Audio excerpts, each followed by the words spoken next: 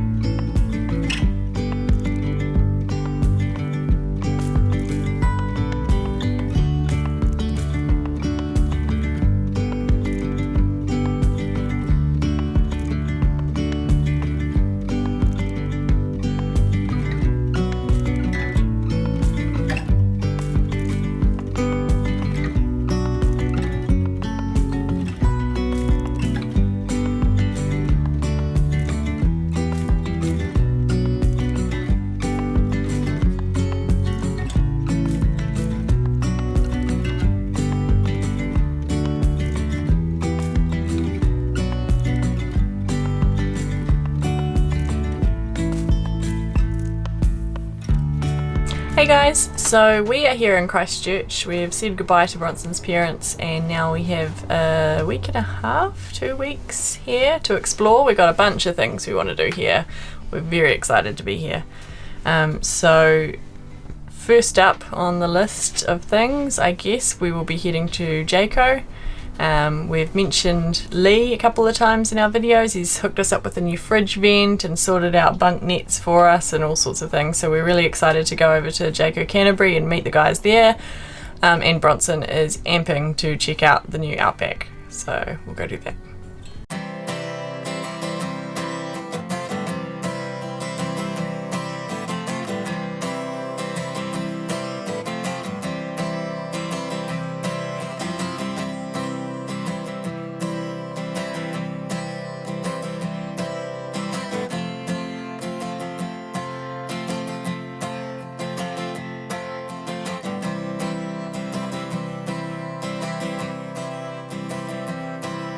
Alright, so this is the new Journey Outback, and we got to upgrade one day.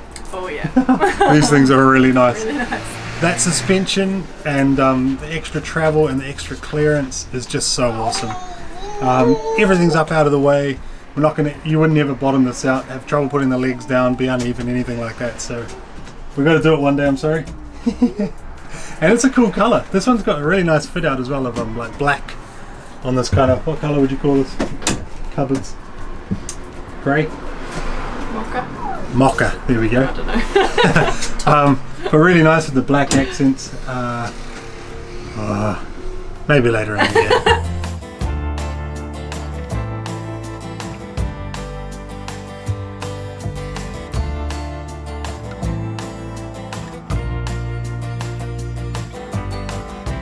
Alright, so this one behind us is the 19-foot bunk model, exactly like ours, but the Outback version. Look at that, isn't she nice?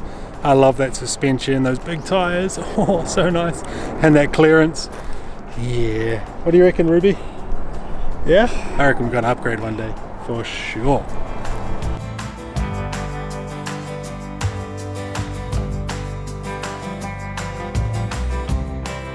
Alright, well it's a bit of a grey and gloomy day here in Christchurch, so we've come to the National Antarctic Centre to see what all the fuss is about.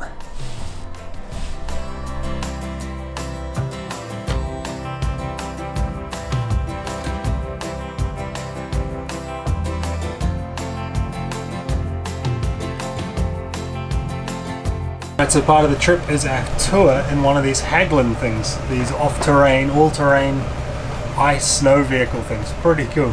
Yeah, but it's got to be a bit bumpy. So right here we got the guys.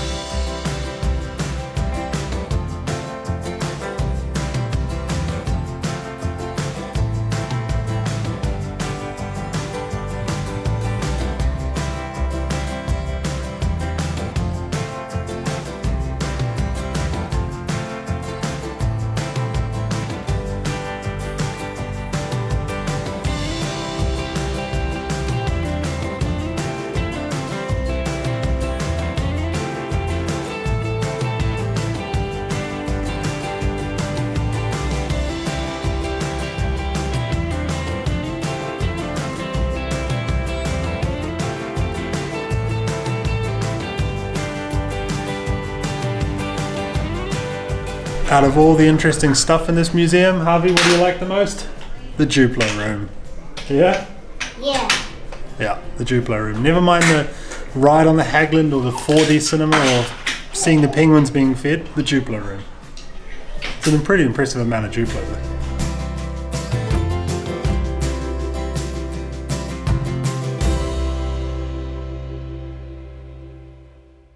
Alright, father-son date this afternoon. What are we doing, Harvey? We're going to the haircut. We're going to get a haircut. And and the barbers are also sell fluffies. Yeah, there's a coffee shop at the barber. Harvey and I are long overdue for haircuts. Look how long it is on the side of our ears. So we're going to go and get them freshly cut. Yeah? Yeah. Yeah, let's do it. Alright, haircut done and dusted. Harvey, you looking sharp, boy. Looking good. Feels so good to have a little less hair on top of the head. Just chores for us this afternoon. So we are staying in Christchurch at the Weedens, or Weddens, I'm not sure how you pronounce it, NZMCA Park. Big NZMCA Park, I'll go and show you in a second, all behind me. And yeah, same good old price, $6 a night. You can stay here for 10 days, which is pretty perfect. So for $60, 10 days accommodation, while we sort of travel around and check everything out. It is about 15 minutes out of the city centre itself, but I guess if you wanted to stay closer, you'd stay in a campground. It would be more expensive, right? So yeah, Harvey and I are just going to do our tanks. We're going to fill up the fresh water, empty the grey water, and we'll show you around this park a bit. It's pretty huge and yeah, pretty convenient place to stay.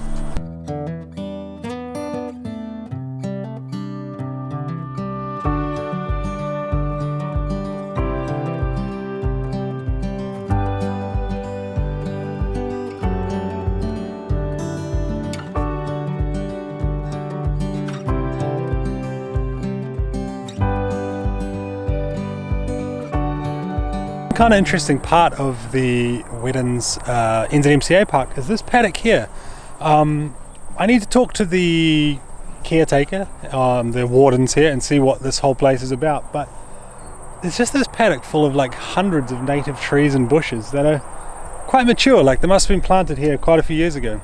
It's kind of like a mown sort of path all through here, so it's obviously intentional, but yeah, I'd be interested to know why this space hasn't been developed for parking more motorhomes. It may be to do with the resource consent, but it's a really beautiful spot, and I can only imagine what it'll be like in 10 years or 5 years from now when these trees are like an awesome height. It's really cool. It's also got a big dog run down here, so they've fenced off a part of what looks to be some sort of old driveway, but this is all fenced right down as far as you can see down the end there, and that's an off-leash dog run, which is pretty choice.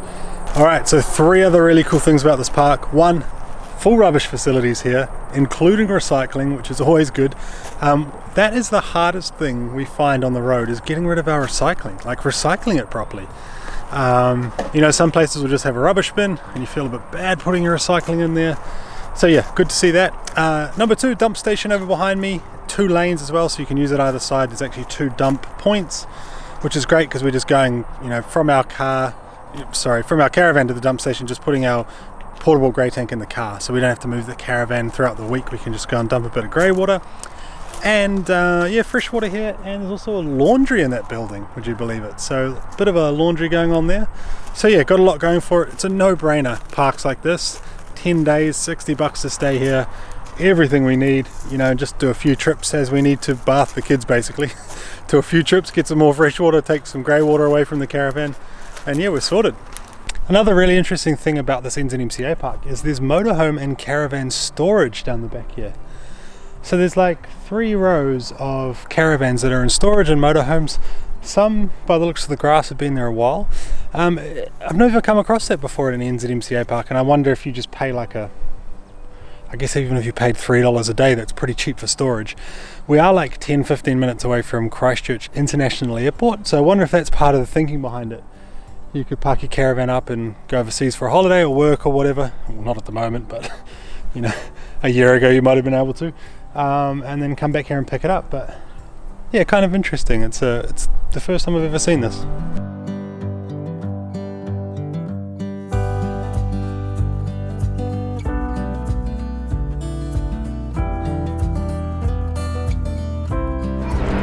Hey guys, today we have driven out to Lyttelton to check out the port. It's the main port of Christchurch and Harvey's having a great time looking at the ships being loaded.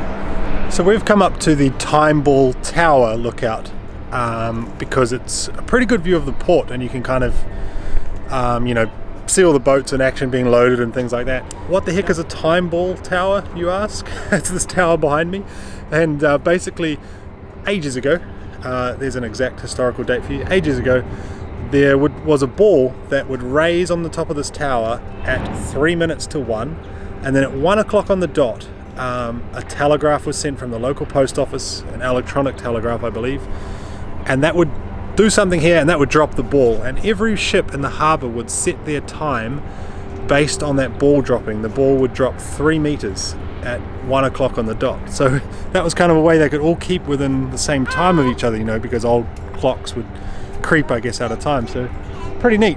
This tower actually fell down and was rebuilt a few years ago. Probably fell down in the earthquake, I'm guessing, and yeah, they rebuilt it so it looks new and fancy. But good spot up here, well worth the windy road up here to get a good look at the port.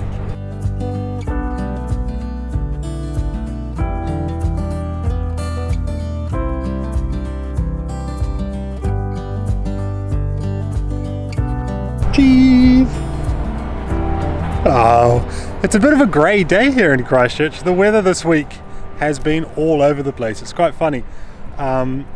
We caught up with a cousin of mine, Alana, that lives here, and she said you can have 4 seasons in one day in Christchurch. And we literally had sunny weather one afternoon after I finished work. We chucked all the kids in the car and then it started pouring down with rain. And it's also been really cold at night, but I guess it's all part of getting out and exploring, right? Just kind of funny that we'd love for every place we go to for that week to just be perfectly sunny and summer weather, but I guess that's not how life works, right?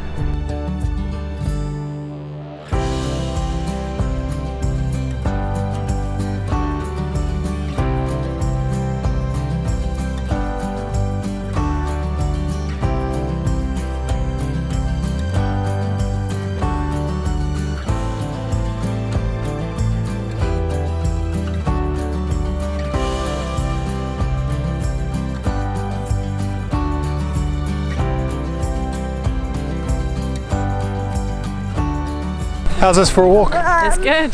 Yeah, pretty cool spot up here. Amazing to see what's left over from the war. Always a bit of a struggle though with lumps on your backs. But I think it's well worth the drive out here, and wandering around. It's about 45 minutes, was it, the loop track? Yeah, 45 minutes to an hour return. So for us, an hour and a half.